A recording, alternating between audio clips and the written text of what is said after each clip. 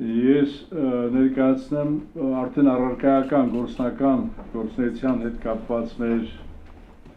նախագիծը, որը կարծում եմ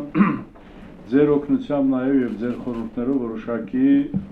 փոփոխությունների կամ շտկումների կարող է վերաբերել։ Հայոց Արցախ համահայկական խորհուրդ։ Հայոց Արցախ համահայկական խորհրդի ստեղծման գլխավոր նպատակներն են Արցախյան հարցը համահայկական օրակարգի առաջնահերթություն դարձնելը, Արցախը անձավոր բռնազավթույց ազատագրելու նոր շարժման ընթացք եւ հաղթական արդյունք ապահովելու համար։ Արցախյան հարցի լուծումը ծրագրային ու համակարգային հենքի վրա փոխադրելու համար լուծման նոր բանաձևումներ եւ դրանց իրագործման ռազմավարություն ստեղծելը։ Վերոգրյալ նպատակների իրագործումը նախաձեռնող ու կազմակերպող նոր, լեգիտիմ,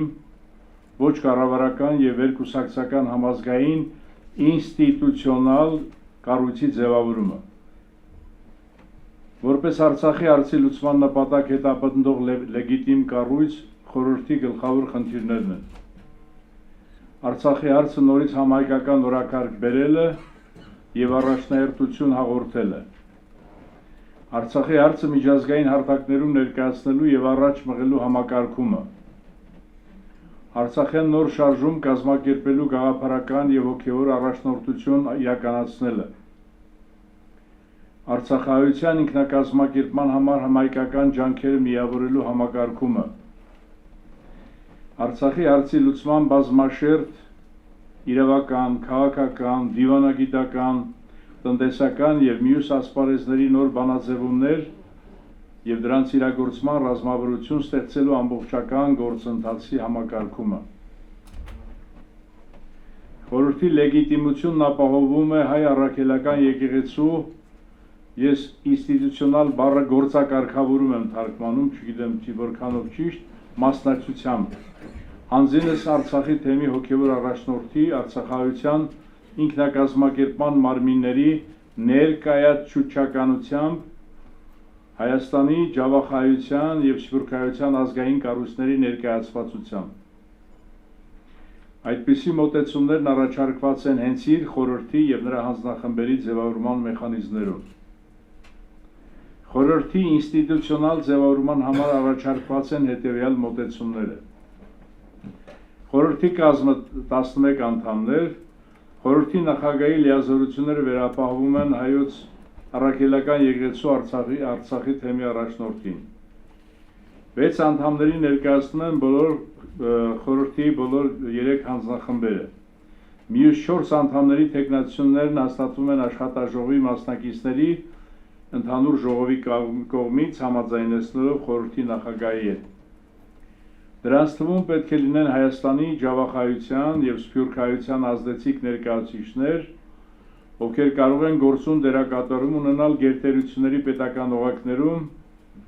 եւ միջազգային կարևոր կառույցների որոշումներ կայացնող շրջանակներում Արցախի հարցում հայանպաստ դիրքորոշումներ առաջ մղելու առումով։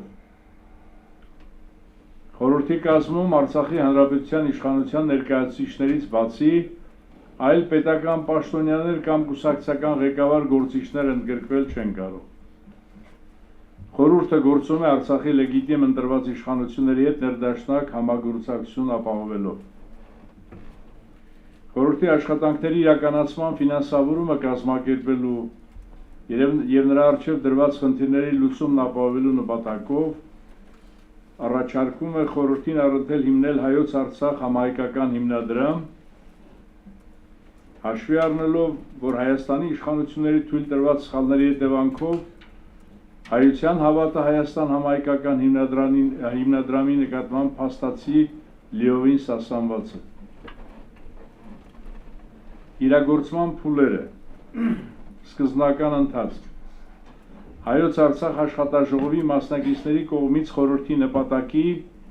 նախնական կառուցվածքի կանոնակարգի հաստատում։ Հայոց Արցախ աշխատաժողովի մասնակիցների կողմից հոգևոր առաջնորդի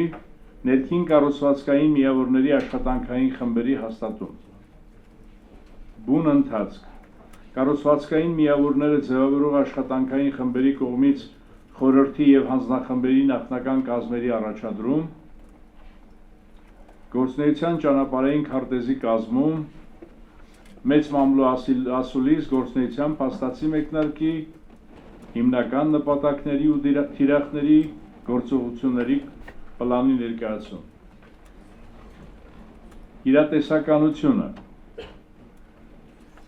Իրատեսականության առումով կան ռեալ նախադրյալներ։ Ազգային հայրենատեր շերտի մոտ կա իրական սպասում և գործելու պատրաստակամություն։ Գաղափարական